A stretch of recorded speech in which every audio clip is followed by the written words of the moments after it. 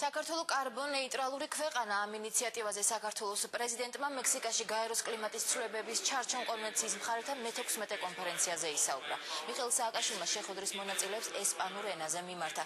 პრეზიდენტის თქმით, კლიმატის ცვლილებების შესარბილებლად საქართველოს კონკრეტული ნაბიჯები უკვე გადადგმული აქვს. სამომავლოდ კი ქვეყნის ავტოპარკის ელექტრომობილებით განახლება იგეგმება. კლიმატის ცვლილებებთან დაკავშირებით კონფერენციას ზღვისპირა ქალაქ კანკუნში 29 ნოემბრიდან მიმდინარეობს და მასში 192 ქვეყანა მონაწილეობს.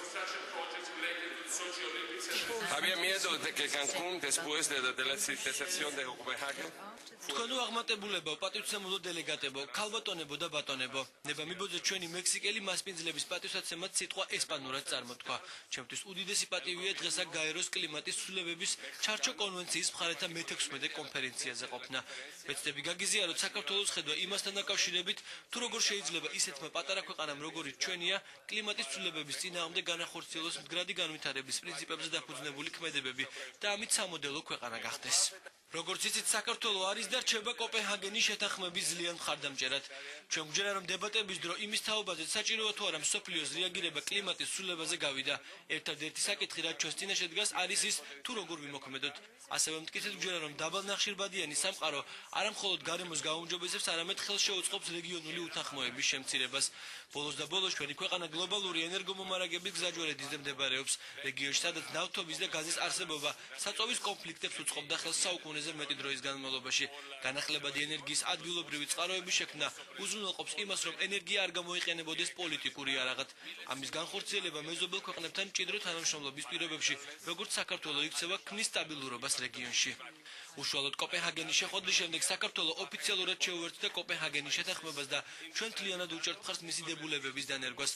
აგრეთვე გვჯერა, რომ კონვენციის პროცესის გაგრძელების აბსოლუტური აუცილებლობით დარწმუნებული ვარ, რომ მივაღწევ დაბალანსებულ შეთანხმებას, რომელიც ასახავს საერთო, მაგრამ დიფერენცირებულ პასუხისმგებლობის პრინციპს. ნახშირორჟანგის გამოყოფის საკითხის გარდა დროა დავიწყოთ მუშაობა და გარემოს დაცვის და მდგრადობის სხვა საკითხების გადაჭრის გზების ძიება. თუმცა საქართველო პატარა ქვეყანაა. გვჯერა, რომ შეგვიძლია დიდი გავლენა მოვახდინოთ განსაკუთრებით ჩვენს რეგიონში, რომელმაც ეკოლოგიური დეგრადაციისაგან ისევე იზარალა, როგორც წნეხისა და არასტაბილურობისაგან. ეკოლოგიური პრობლემები და პოლიტიკა მხოლოდ ჩრდილოეთის სამყაროს დიდ და მდიდარ წევრებს არ ეხება. გარდამავალ დემოკრატიებს, განვითარებად ქვეყნებს, პატარა რესპუბლიკებსაც კი შეუძლიათ საკუთარი წვლილი შეტანა. ფაქტობრივად მწვანე ამბიციას ისე უყურებენ, როგორც საკუთარი განვითარებისა და სტაბილურობის გასაღებს.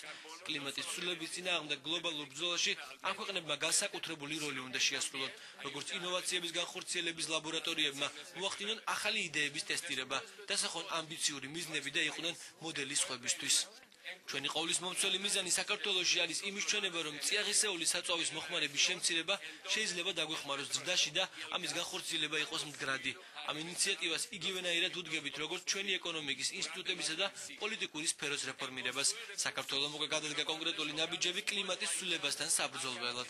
ჩვენი დედაქალაქი თბილისი მიუერთდა ევროკავშირის ინიციატივას მერების შეთანხმებას, რათა 2020 წლისთვის საგრძნობლად შემცირდეს სათბური ეფექტის მქონე გაზების ემისია. თბილისი პირველი დედაქალაქია რეგიონში, რომელიც ამ გადაწყვეტილებას შეუერთდა. ალბათ ყველაზე მნიშვნელოვანია ის, რომ საქართველო დიდ ნაბიჯებს დგამს განახლებადი ელექტროენერგიის პროგრამის გასავითარებლად. ჩვენ ჩამოვაყალიბეთ მეგობრული საინვესტიციო გარემო, რომელმაც უზრუნველყო ის, რომ მილიარდობით დოლარი იდება განახლებად ენერგორესურსების ათვისებაში, განსაკუთრებით კი ჰიდროელექტროენერგიის განვითარებაში. ჩვენი სწრაფი პროგრესის შედეგი გამოიხატება იმაში, რომ საქართველოში ელექტროენერგიის წარმოების 80%-ზე მეტი განახლებად წყაროებზე მოდის. უფრო მეტიც, მეზობელ ქვეყნებში განახლებადი ელექტროენერგიის ექსპორტს უკვე ვაწარმოებთ და სავარაუდოდ ელექტროენერგიას თურქეთის გავლით ევროკავშირსაც მივაწვდით. ეს საშუალებას მოგცემს საქართველოს ევროპაში განახლებადი ენერგიის პირველ ფართომასშტაბიან ექსპორტიორად ვაქციოთ. ჩვენი ინიციატივები განახლებადი ენერგიის შესახებ შესაძლებელია გადაიქცეს ფართომასშტაბიან ინიციატივებად, ჩვენი ტყეების ზრდის, ნახშირბადის პროგრესირებადი შემცირების მხრივ. ორივე ეს ინიციატივა საერთაშორისო საზოგადოების მხარდაჭერას მოითხოვს. ეს პროგრამები საშუალებას იძლევა საქართველოს ტერიტორიის 10%-ზე მეტი დაიფაროს ბუნებრივი ტყით, რაც მნიშვნელოვან ეკონომიკურ და ეკოლოგიურ სარგებელს მოგვიტანს. ყოველივე ეს დეგრადირებული ნიადაგის და მცენარეული საფარის რეაბილიტაციამდე მიგვიყვანს. უზრუნველყოფს წყალგამყოფების დაცვას და უფრო მეტად შეუწყობს ხელს ადგილობრივთა დასაქმებას. ამას გარდა ჩვენ ვიწყოთ პროგრამას, რომელიც მიგვიყვანს უფრო სუფთა ტრანსპორტის დანერგვამდე. საჯარო ინსტიტუტები ამ შემთხვევაში მაგალითი გახდება, რადგან მიმდინარე წლიდან საქართველოს მთავრობა ტრადიციულ მანქანებს ელექტრომანქანებით ჩაანაცვლებს. ხალბატონებო და ბატონებო, მე ვერ დავასრულებ ჩემოხსენებას ისე თუ არ ვიტყვი, რომ ჩვენი გარემო ადამიანების საქმიანობის შედეგად წარმოქმნილი გამოწვევების წინაშე დგას, რომელთა შეჩერებაც ადვილია და რომელთა იგნორირებაც არ უნდა დავუშვათ. აქვე უნდა აღვნიშნო ის ტრაგიკული სიტუაცია, რომელიც საქართველოს ამჟამად ოკუპირებულ რეგიონში, აფხაზეთშია, სადაც ოკუპანტი ძალისა და მარიონეტული რეჟიმის დამანგრეველი ქმედების გამო შავი ზღვის სანაპირო აბრაზიას განიცდის. მათ მიერ გუმისთის მდინარიდან ინერტული მასალების მოპოვებამ, მშენებლობის პროექტისთვის, რომელიც სოჭის ოლიმპიურ თამაშებს უკავშირდება, მეწყერები და მიკროკლიმატის გადაგვარება გამოიწვია.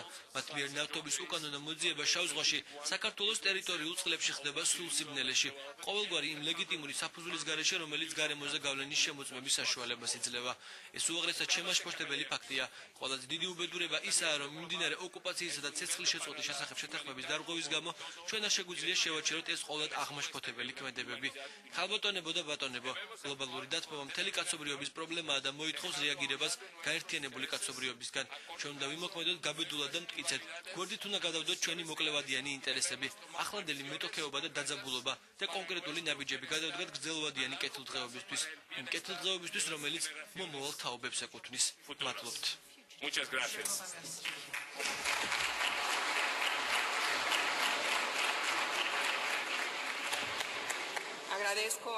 დიდი მადლობა საქართველოს პრეზიდენტს მიხეილ სააკაშვილს ამომწურავი და საინტერესო გამოსვლისთვის და ესპანური ენის ბრწყინვალე ცოდნისთვის.